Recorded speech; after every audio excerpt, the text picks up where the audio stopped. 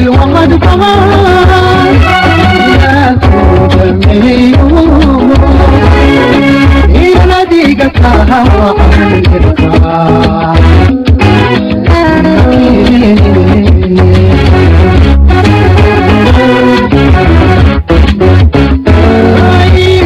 الوعد كمان يا كوجمي إلى ديقك هوا لكم مكين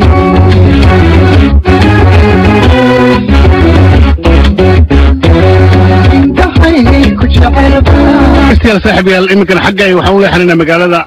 أنقرة الدولة التركية وحكوسجن محمد ديخ محمد أبو بكر شيخ حسن وكمل ولياشي الله بالنوس ورمي جري حقه هي مقالة القاهرة الدولة مصر محمد يمكن حكوسجن مقالة أنقرة محمد ومحد كقبل يستاهل كاس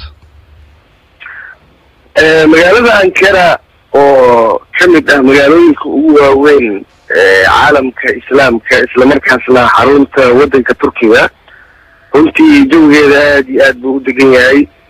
waa magaalo oo ku hormartay dhanka dhismaha iyo ganacsiga tiro aad iyo aad u fara badan oo shacabka Turkiga iyo dad ajnabi ahna way ku nool yihiin waa magaalo oo taariikh leh marka loo fiiriyo taariikhda islaamka iyo taariikhda xadiiskaba oo runtii yani soo martay marxalad kala gedisan oo aad iyo aad u fara badan runtii waa magaalo markii aad baxsocoto aad dareemayso sida yani loo qurxiyey oo loo nadiifiyey oo loo tartiibiyey dadkeeduna waxa weeyaan waa dad oo aan dhihi karo inta badan waxaa aad u jecel yihiin shaqada inay shaqaystaan oo subaxdii oo kale markaa waddooyinka usoo degato waxaa arkaysaa shacabkii oo yani shaqadoodii aadayay iyo ardaydii oo waxbarashadoodii yani ayagana usii socda dadku aad iyo aad bay yani u jecel yihiin dadka ajnabiga oo waxay jecel yihiin inay ku ogaadaan waddanka aad ka timiday waxay ku weydiinayaan waddankii ayaad u dhalatay maxaad halkan aad ka samaynaysaa midda keliya oo runtii dadka ajnabiga aad usoo jeedanayso waxa weeye shacabka turkida oo luqadaha kale sida luqadaha caalamiga ingiriisiga iyo faransiiska iyo carabiga oo aan aad u garanayn oo jecel markasta inay kugula hadlaan luqadooda af turkiga oo aad moodo in xoogaa ay dhankaas aad iskula weyn yihiin oo waxay jecel yihiin markasta in luqadooda ay kugula hadlaan oo haddaa garin xataa waxay kuleeyihin baro luqada turkiga ayaa ah luqada keliya ee ugu wanaagsan adduunka waa fikirkooda marka la eego marka runtii waa magaalo sidaas ah waxaa jira dad Soomaali ah oo ku nool magaalada Ankara oo kamid ah dadka ajnabiga ee ku nool waddanka Turkiga maxamed adigu halka maxaad ka qabanaysaa maadaama aad degnaa jirtay xagga iyo Qaahira magaalada Ankara iyo guud ahaan waddanka Turkiga waxaan ku joogaa booqasho kooban oo runtii dhanka waxbarashada la xiriirta معهديو كويا الودن كتركيا يا أنيجا أصحاب كلو إلى صعوتي مرتجلي وأن شيء هل كان أن وكرر سنة علمي قالوا يقال الليبرالية ده وحبي يوحي عن هراء أسر برنا يمركين عن سيدا ما يسترتو إن حريه ونكسن أو الأحمر إن معهديو كويا الودن كتركيا أنت فين أجوجا يعني أن كري حرون تودن كتركيا محمد يقوم عندما حلقة أوستم الحبرشة واحد جلس مالك هلكا قحوتي كسوغن طبعا أنت مو دبق الشيء بس ما عرفت السومالي هلكا دقن runtii dad lagu qiyaasay ka badan yihiin tiradooda ilaa 2,000 oo ruux oo jawigood wada ah qaxooti Soomaali ah ayaa waxay ku nool yihiin guud ahaan waddanka Turkiga dadka markaa waxay ku soo galaan magaaladan qaab aan rasmi ahayn oo ama waxaas Soomaaliga lagu yiraahdo tahriib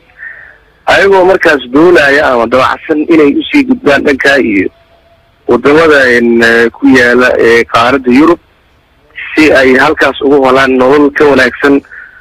mid ay ugu cararayaan Afrika iyo Aasiya dadku waxay isugu jiraan qaybaha kala gedisan waxaa jira rag haween caruur badigoodna waxay waddanka soo galaan xuduudda waddanka Turkiga oo la leeyahay dalka Suuriya ayagoo markaas soo mara safar lug ah oo laga yaabo waqti fara badanna inuu ku qaato halis fara badan ay kala kulmaan waxa sida aad ka warqabto xuduudda u dhaxaysa Turkiga iyo Suuriya waxa ku yaala buuro aad iyo aad u waaweyn oo kamid ah buuraha lagu tilmaamay inay kamid yihiin buuraha caalamka ugu dhaadheer isla markaana ugu ballaaran inta bay soo maraan kadibna waxay yimaadaan gudaha waddanka Turkiga waxaana hawsha qabta rag u dhashay Turki oo ka qaata qarashaad ayagoo ku xiran dadka Soomaali ah oo dadka yani safriya tan halka markay yimaadaan waxay u kala qaybsamaan laba qaybood qaybna halkan ay iska joogaan oo waxay iska diiwaan geliyaan xafiiska qaxootiga u qaabilsan qaramada midoobay marka magaciisa la soo gaabiyo loo yaqaan UNHCR kuwaas oo ka raadsada maxalliga jira mustaqbalkooda sidii meel kale uga sii qaadi lahaa qaarna waxa ay sii wataan safarkoodii tahriibka ahaa ayagoo u sii gudba waddanka Gariiga ama Bulgaariya dabadeedna u sii gudba maxaan ku dhahaa wadamada ku yaala qaaradda Yurub guud ahaan marka ay eegteen qaxootiga ku nool waddanka Turkiga hadafkoodu waxa weeyaan waa hal kaas oo ah in ay halkan ay ka sii gudbaan sababtoo ah waddanka Turkiga inkastoo uu kamid yahay wadamada ugu waaweyn caalamka gaar ahaanna la filayo mustaqbalka inuu kamid noqdo wadamada la isku dhahmida Yurub haddana qaanuunkoodu weli ma qabo ama wax tixgelin ah ma siinayo dadka qaxootiga inay maxaan ku raahdaa sharciyo iyo shaqo iyo xaq kasta ay ka helaan gudaha waddanka Turkiga saas daraadeed ayaa qof kasta qaxooti Soomaali ah markaad aragto waxaad arkaysaa in niyadoodu ayna degsaneen oo ay doonayaan markasta inay ka sii gudbaan waddanka Turkiga ayagoo beegsanaya sidaan hore u soo sheegay wadamada kale ee ku yaala qaaradda Yurub dadka United Nations ama laanta qaxootiga qaramada midoobay u qaabilsan qaxootiga marka magaca la soo gaabiyo loo yaqaan UNHCR iska diiwaan geliya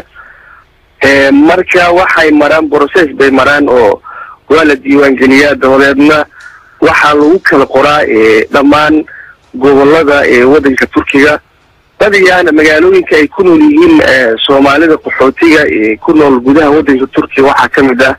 magaalada Ankara oo caasimadii dalka ah iyo sidoo kale waxay ku nool yihiin magaalada kale la yiraahdo Istanbul Izmir waxaa kaloo kamid ah magaalada la yiraahdo Konya Burdur iyo magaalo kale la yiraahdo Eden Sparta iyo Yozgat gobol sidaas oo kale ay ku nool yihiin qaxootiga Soomaalida guud ahaan marka fiirisana waxa ay kala mid yihiin qaxootiga kale ee faraha badan ee ku nool